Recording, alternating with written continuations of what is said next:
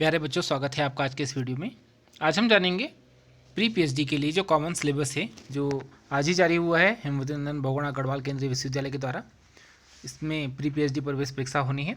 ये common syllabus है आपका, जो रिसर्च मेथोडोलॉजी का है। इसमें आपका एक पेपर होगा 100 अंकों का प्री पीएचडी हेतु, जिसमें 50 प्रश्न आपके रिसर्च मेथोडोलॉजी से पूछे जाएंगे, अनुसंधान पद्धति से, और 50 प्रश्न होंगे आपके संबंधित विषय से। जो विषय आपका होगा एमए में, जिसे विषय से आपने एमए किया है, भले वो राजनीति विज्ञान हो, अर्थशास्त्र हो, इतिहास हो, कोई भी विषय हो, उस विषय से संबंधित आपके पीजी लेवल के, पोस्ट ग्रेजुएशन लेवल के 50 प्रश्न पूछे जाएंगे। तो 50 प्रश्न रिसर्च मेथोडोलॉजी के और 50 प्रश्न आपके सब्जेक्ट के होंगे। तो यहाँ पर आप देख रहे होंगे ऊपर लिखा है साफ साफ common syllabus of research methodology. इसमें आपको 11 यूनिट मिलेंगी। पहली यूनिट में meaning of research, objective of research, basic step of research, criteria of good research, type of research, ये आएगा। रिसर्च के बारे में आपने जानना है। इसके अलावा दूसरी यूनिट में meaning of research problem, selection and research problem के बारे में आपने जानना है। ये सिलेबस आपको इसकी वेबसाइट पर मिल जाएगा। जो बच्चे इंग्लिश में देखना चाहते हैं उनके लिए ऊपर इंग्लिश में सिलेबस दिया गया है, आप इसका स्क्रीनशॉट भी ले सकते हैं, आपके काम आएगा भविष्य में। और जो हिंदी में देखना चाहते हैं, जिनको इंग्लिश में कुछ प्रॉब्लम होती है, समस्या होती है, वो हिंदी में देख सकते हैं कि 50 प्रश्न आपके कहाँ कहाँ से आएंगे। तो रिसर्च मेथोडोलॉजी से आपके जो 50 प्रश्न आएंगे, उसमें पहले यूनिट में शोध का अर्थ, अर्थात रिसर्च किससे कहते हैं, शोध के उद्देश्य, शोध के आधारभूत चरण, अच्छे शोध के मापदंड, शोध के प्रकार, ये आपको पता होना चाहिए। इसके अलावा शोध समस्या का अर्थ, शोध समस्या का चयन किस प्रकार से किया जाता है, इसके बारे में आपको जानकारी होनी चाहिए। तीसरी यूनिट में आपको संबंधित साहित्य का सिंहावलोकन, अर्थ, आवश्यकता और स्रोत से संबंधित प्रश्न आपके पूछे जाएंगे। परिकल्पना, जिसको हाइपोथेसिस कहते हैं, परिकल्पना का अर्थ, कार्य एवं प्रकार, शून्य और वैकल्पिक परिकल्पना के बारे में आपको जानकारी होनी चाहिए। चर किसे कहते हैं, चर का अर्थ एवं प्रकार, इससे प्रश्न पूछे जाएंगे। छठवीं यूनिट में शोध प्ररचना, शोध प्ररचना के प्रकार, अन्वेषणात्मक, विवरणात्मक, निदानात्मक, प्रयोगात्मक प्रकार के शोध के बारे में आपको जानना होगा। निदर्शन, जिसको हम सैम्पलिंग कहते हैं, सैम्पलिंग के प्रकार, अर्थ, प्रायिकता और अप्रायिकता, ये इसमें आपसे पूछा जाएगा। इससे संबंधित ऑब्जेक्टिव प्रश्न आपके लिए पूछे जाएंगे।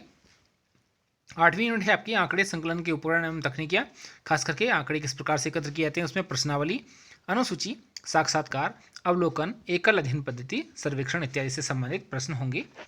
9वीं यूनिट में सांख्यिकी एवं शोध से में इसका महत्व क्या है, आंकड़े संकलन का, इससे संबंधित कुछ प्रश्न होंगे।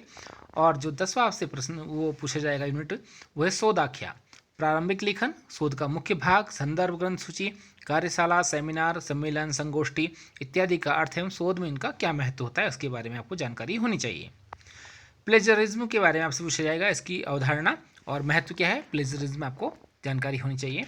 तो इस प्रकार से आप इसका स्क्रीनशॉट भी ले सकते हैं। ये प्री पीएचडी का जो पहला भाग है, जो कि सभी के लिए पूछा जाएगा, कॉमन सिलेबस है आपका रिसर्च मेथोडोलॉजी, वहाँ से इसमें 50 ऑब्जेक्टिव प्रश्न पूछे जाएंगे। एक प्रश्न के 4 ऑप्शन होंगे, एक सही होगा, आपको इसके आंसर देने हैं।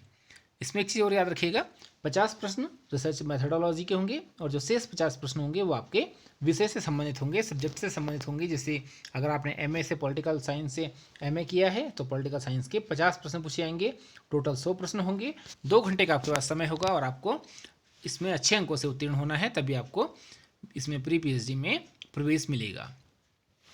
प्यारे बच्चों, किसी भी प्रकार की समस्या होने पर आप एग्ज़ाम कंट्रोलर के नंबर पर 01346 ये लैंडलाइन नंबर है, इस पर 10 से 5 बजे के बीच में फ़ोन करके अपनी जानकारी प्राप्त कर सकते हैं। या श्री अरविंद कुमार, जिनको कि प्री पीएचडी के लिए नोडल अधिकारी नियुक्त किया गया है, उनका नंबर है 8868871189। इस पर आप फ़ोन करके इनसे जानकारी प्राप्त कर सकते हैं, अधिक जानकारी।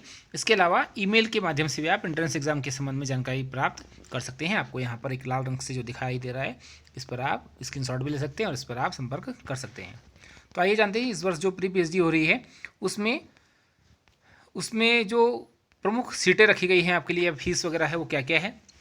तो जो फीस है वो है जनरल, जो ओबीसी हैं या आर्थिक रूप से पिछड़े वर्ग के लोग हैं, नॉन क्रीमी लेयर हैं, उनके लिए 700 रुपये फीस है। SC ST और जो दिव्यांग हैं उनके लिए 350 रुपये इसमें फ़ीस रखी गई है। इसके अलावा आप जो ऑनलाइन आवेदन फॉर्म भर सकते हैं, उसकी डेट का जो प्रारंभ हो रहा है, starting date of online application form, वो है 22 दिसंबर 2021 यानी कि आज से। और last date of submission of online application form वो है 15 जनवरी 2022। 2022, 15 जनवरी 2022 तक आप आवेदन कर सकते हैं। अगर आपसे कुछ गलती होती है तो करेक्शन भी आप इसमें कर सकते हैं ऑनलाइन फॉर्म में, वो है 16 से 18 जनवरी 2022 के मध्य।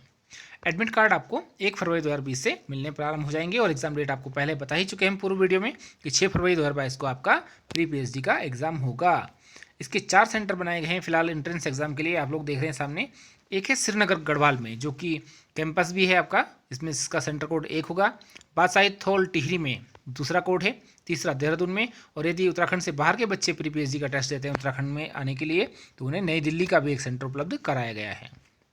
इसमें आप लोग याद रखिएगा, जब आप ये फॉर्म भरेंगे तो सीटों की संख्या भी ध्यान रखिएगा कि आपको क्या उत्तराखंड में सीटें मिल पाएंगी या नहीं, या आपके लिए सीट है भी या नहीं। आप बिना सीट देखे आवेदन नहीं करेंगे। अगर आपके लिए सीट नहीं है तो फीस भर के कोई फ़ायदा नहीं है।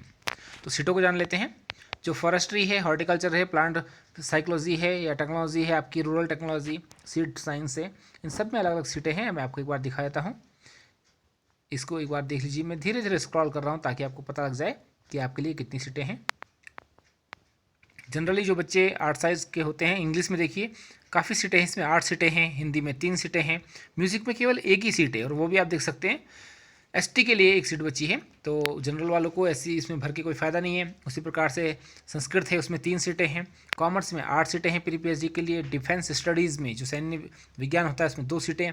जियोग्राफी में आपका 6 सीटें हैं। जियोलॉजी भूगर्भ विज्ञान, इसमें 4 सीटें। एजुकेशन में 6 सीटें। फिजिकल एजुकेशन में 2, योगा में 4, कंप्यूटर साइंस में 6, एंथ्रोपोलॉजी में 1, आर्कियोलॉजी में 1, इकोनॉमिक्स में 2, हिस्ट्री में 4, पॉलिटिकल साइंस में 4। यहाँ ध्यान दीजिए, हमेशा पॉलिटिकल साइंस में अच्छी सीटें आती हैं और विज्ञप्ति भी आती है, इसलिए पॉलिटिकल साइंस से हमें आपको अवश्य करना चाहिए। साइकोलॉजी में 1 सीटें हैं। सोशलॉजी में 1, लॉ में जो आपका कानून है, विधि है लॉ, उसमें 7 सीटें हैं। बायोकेमिस्ट्री में 2, बायोटेक्नोलॉजी में 5 सीटें इसमें फिलहाल आपके लिए प्री पीएचडी में उपलब्ध हैं।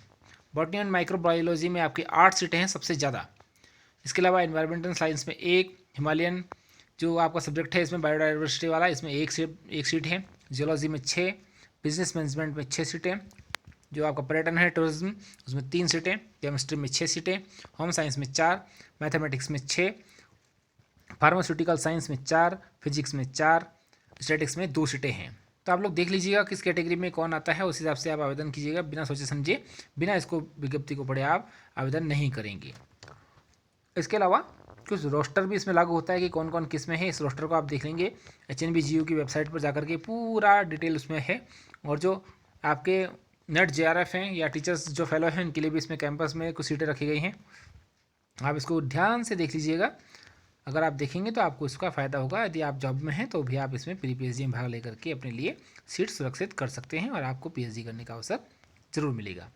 जानकारी के लिए आपको नंबर बता ही दिया है कि आप एग्ज़ाम कंट्रोलर से भी संपर्क कर सकते हैं, अरविंद कुमार से भी संपर्क कर सकते हैं, नोडल अधिकारी हैं। और किसी प्रकार की समस्या के लिए ये सामने नंबर आपको दिखाई दे रहे हैं, ईमेल है, इस पर ईमेल करके आप जानकारी प्राप्त कर सकते हैं। अगर वीडियो पसंद आया हो आपको तो लाइक शेयर सब्सक्राइब जरूर कीजिएगा। उज्जवल भविष्य की शुभकामनाओं के साथ आज के लिए इतना ही। धन्यवाद।